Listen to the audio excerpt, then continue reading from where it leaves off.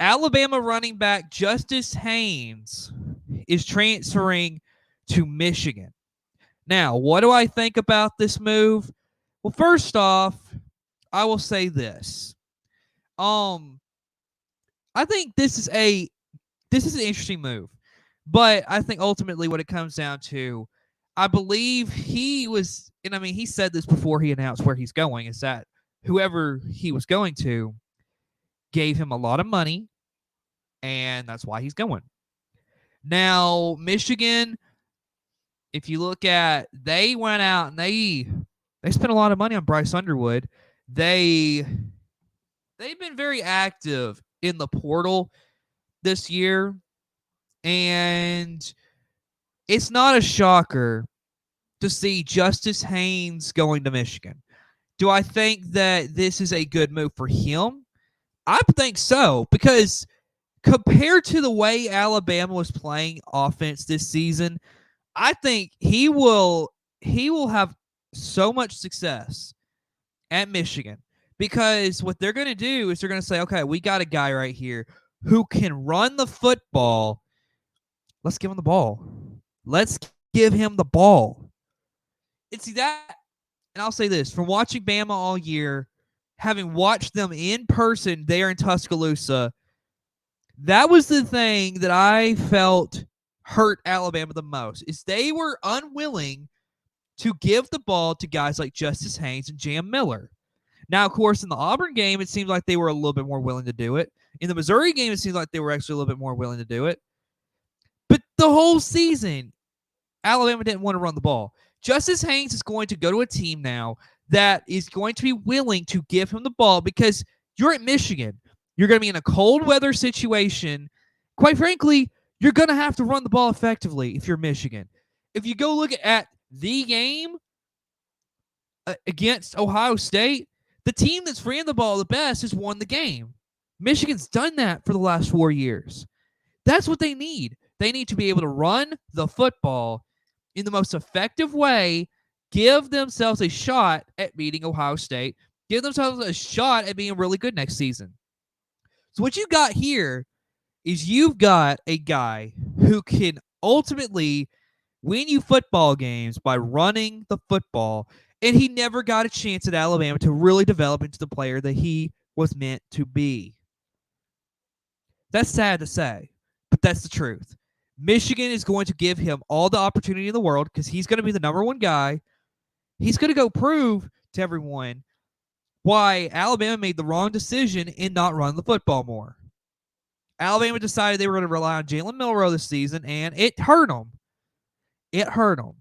And now Justice Haynes is going to say, hey, look at this. I'm going to go to Michigan, and I'm going to play some of the best football you've seen from a running back. Yeah, I think that's what's going to happen, folks. And you know who's going to sit here and say, I told you so? Me. Me. Because it's the truth.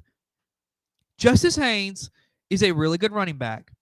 And Michigan is going to have their rushing stats next season.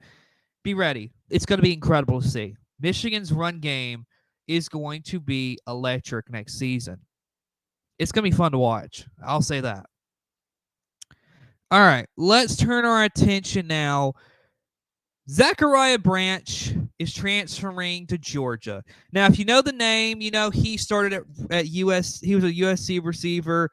He did pretty good. But ultimately, Lincoln Riley's teams there in Southern Cal, they haven't done anything.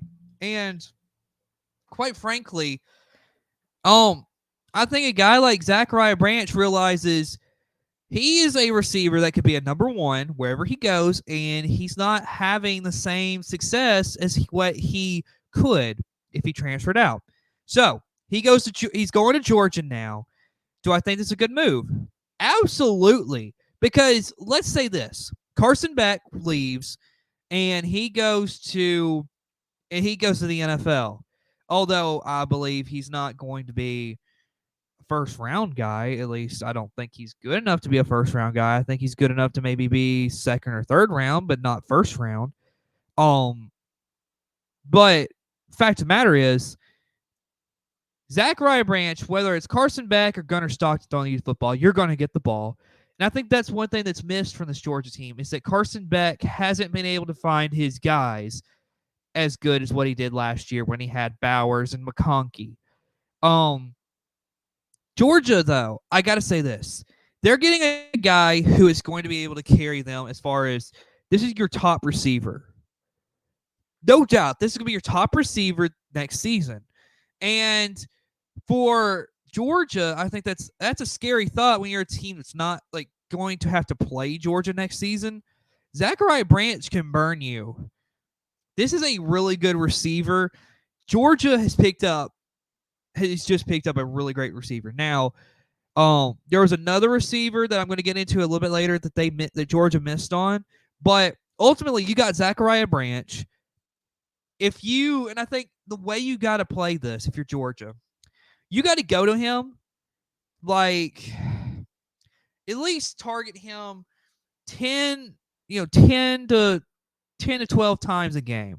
I feel like that's a sweet spot for Zachariah Branch. Then after that, what you got to do is you got to get your other receivers involved in the game. If you can get your other receivers going while also getting Zachariah Branch the ball like 10 to 12 times a game, then I think that you definitely look like you're going to have an interesting team.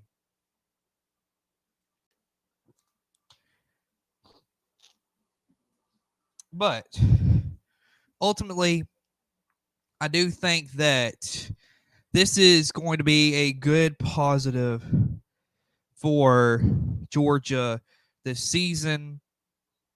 Who knows? Who knows what they could do this season? I mean, they got a lot of upside here. So, very excited to see this. So, let's go on and talk about our next player. Another wide receiver from USC, Deuce Robinson, is going to transfer to Florida State. Now, like I said before about Zachariah Branch, is that it's that USC really just underwhelmed this season. I mean, Miller Moss left, and I think it was mostly because he got benched. And really, I mean, can you blame him? He got benched. So you got a guy like Deuce Robinson, another receiver who's going to transfer to Florida State. Now, Florida State has got a guy named Thomas Castellanos. Don't know if you remember this guy, but he was Boston College's quarterback last season. He's the same one that went crazy against Florida State on Labor Day. Yeah, I had the game here, so I remember that game vividly. Now Castellanos getting the ball to Deuce Robinson, I like this. I like this a lot. I think that he is going to really thrive with Castellanos as his quarterback. I really do. So, I like this move. I think that if you're Deuce Robinson, you definitely have a potential to really have a great season this year. Really have a great season. So, I like this move if you're Deuce Robinson. I think it's going to be interesting to see. All right. Florida State defensive end Patrick Payton. He's transferring to LSU. What do I think about this? Well, I really feel like he was one of the better players on that defense last season for Florida State, although they had a rough year. I mean, they really had a rough year. And quite frankly, I just feel like he realized he's not going to have a whole lot of success there at Florida State. So he left. And you're going to an LSU team that I feel like their defense was decent, but not good enough this season. You're going to go to an LSU team, and you're going to really help them. And I think this is this is going to be the year that I think Brian Kelly, he's going to have to prove that he can have a winning culture down there in Baton Rouge. And I mean, Patrick Payton does help that. I think he's going to have a great season. I think this is a great pickup if you're LSU. He's going to do great things. All right, finally, I told you there was a guy Georgia targeted that that they lost out on is Dane Key. This is a guy from Kentucky who last year, it just wasn't clicking there in Kentucky. And so he decides to leave. Kentucky was terrible last season. I mean, they were what, 4-8? So, yeah, they were terrible.